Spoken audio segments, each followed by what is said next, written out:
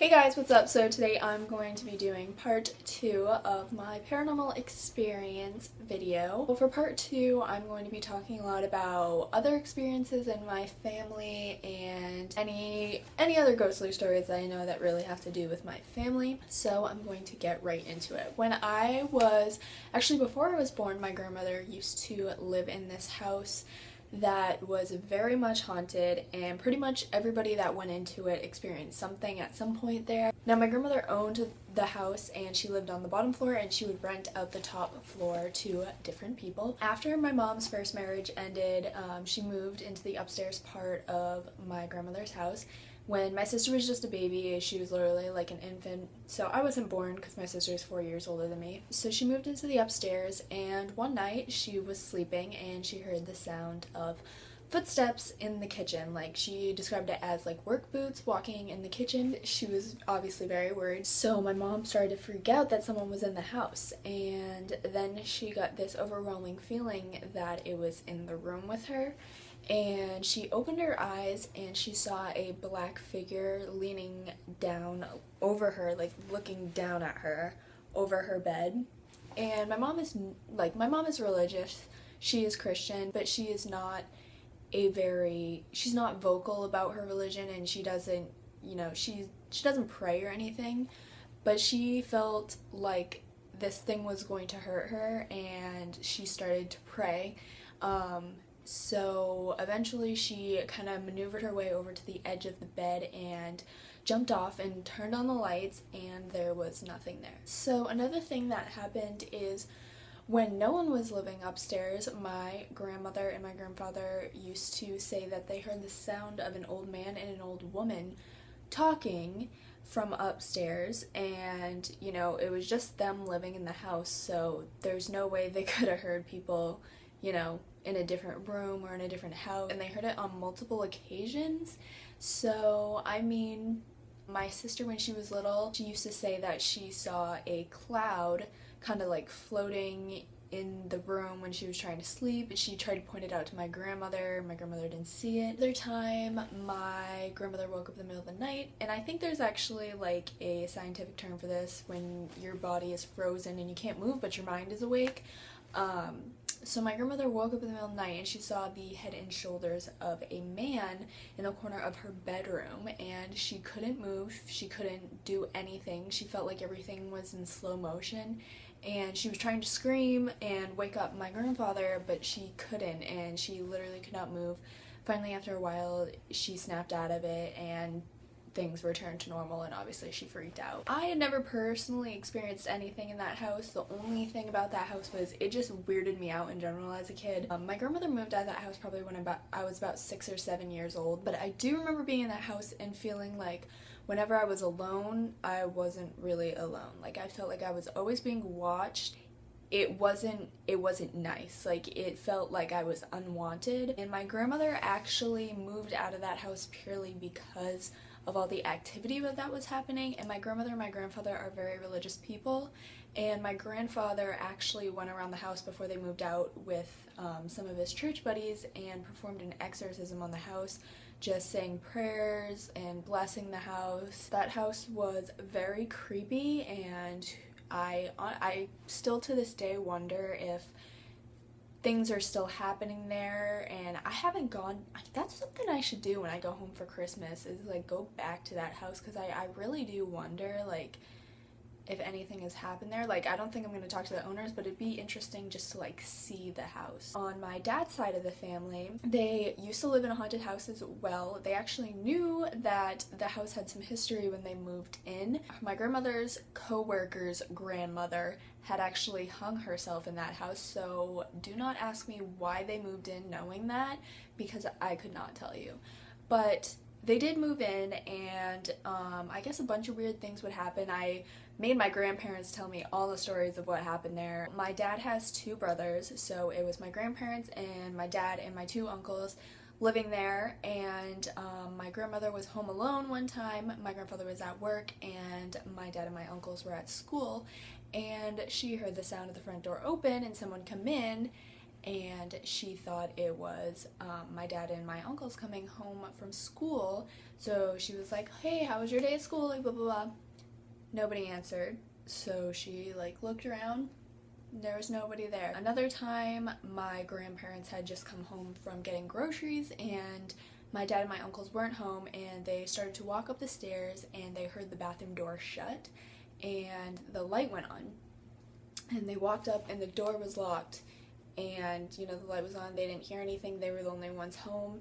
And then about half an hour later, the door opened, the light turned off, and nobody came out. And my dad and my uncles came home hours later. There is this cemetery. Ooh, this is a good one. My grandfather has been in law enforcement his whole entire life, and he is the chief of police. When he was younger, there was this, well, there still is this cemetery. Back in the day, it used to sit behind a nunnery. I think that's what they're called, where nuns live, a nunnery. I have no idea. I could be completely making that up. But the nunnery actually used to be an orphanage, and like a long time ago, and a lot of kids actually died there from disease and whatnot, and were buried in the cemetery behind it. When my grandfather worked for this specific police department, he used to get calls from the nunneries saying that they could hear kids messing around in the cemetery. They could hear kids talking, playing, yelling, laughing, all that stuff. So my grandfather would get dispatched to go out there and check it out, because obviously kids aren't supposed to be in the cemetery after dark. He would never find anyone, and they actually came to the conclusion, like the nuns and the police department agreed, that they thought it was the ghosts of the children that had lived there. And it got to the point where they would dispatch someone to sit out by the road in front of the cemetery just to make sure kids weren't getting in, and they would sit there and they could hear kids laughing, but they knew no one was there. So they would just have to sit there all night pretty much and just accept the fact that they could hear ghosts, and they really couldn't do anything about it. So the nunnery is actually gone, and as a follow-up to this story, I got told this story I think about a little over a year ago, and I was home for the summer, and I have a friend at home who's just as intrigued by ghosts as I am, and I decided to visit the cemetery. And normally it's one of those things, like, you hear scary stories and then you go to the place and it's not scary at all, and you're like, okay, like, how could anything weird happen here? This cemetery actually gave off a very strange vibe. Because of the fact that most of the kids that were buried there were orphans, they didn't have last names, so a lot of the headstones just say one name. It'll be like John or Jenny or Adam or stuff like that. It won't say any last names or anything like that, which is very strange. And there's something weird about that cemetery. Like, it's very small. It sits in the middle of a field, and if you go down behind it, there's more fields and like a trail that leads into the woods but doesn't go anywhere. Like, it doesn't lead you to, it's not a nature trail, it's just like there just because. And it's like one of those cemeteries that you like see in the movies. Like, I literally felt like I was in a horror movie. Like, we were standing there, it was a beautiful day, like it wasn't overcast or anything. It was so nice out, but that cemetery gave off the weirdest vibe. It was like the wind blew and you just felt like, I don't know, it was so weird. It was just that weird feeling like you're not alone, and my friend even agreed. He was like, this is a strange cemetery. It's not like a normal cemetery. So that was interesting, and I had told him the story about like what my grandfather did and everything. My grandfather, he's the type of person who seeing is believing, so he is not one to be like, oh yeah, ghosts exist without some hard evidence. So the fact that he admitted that that cemetery is haunted and whatnot is pretty awesome. Me and my friend, we like went to all these abandoned places and stuff like that.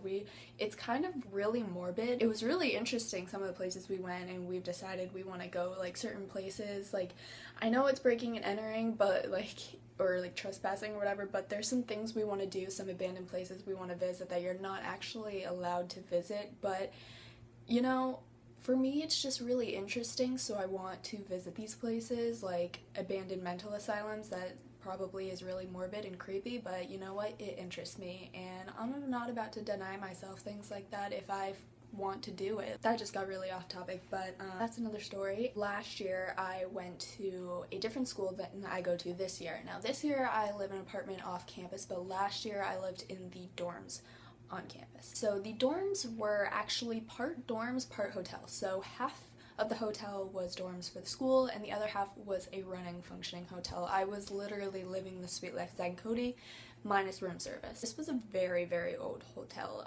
Literally so old that they had one of the elevators that you have to crank. There's no buttons. The sinks were in the room. They were not in the bathroom. So there's a lot of history. Actually, Al Capone used to live in that hotel a long time ago. And one of the women that works there told me that when they were kind of like renovating, they found doors that Al Capone had put in so he could sneak out. So one night I was hanging out with my friend and we were not roommates. So I said goodnight to her. She lived down the hall, so she walked down the hall and I walked in my room and I shut the door and I heard her shut her door. At least I thought I did. And then I heard someone go, "Carissa," from out in the hallway, like right outside my door. And I thought it was her, so I opened the door and I was like, "What?"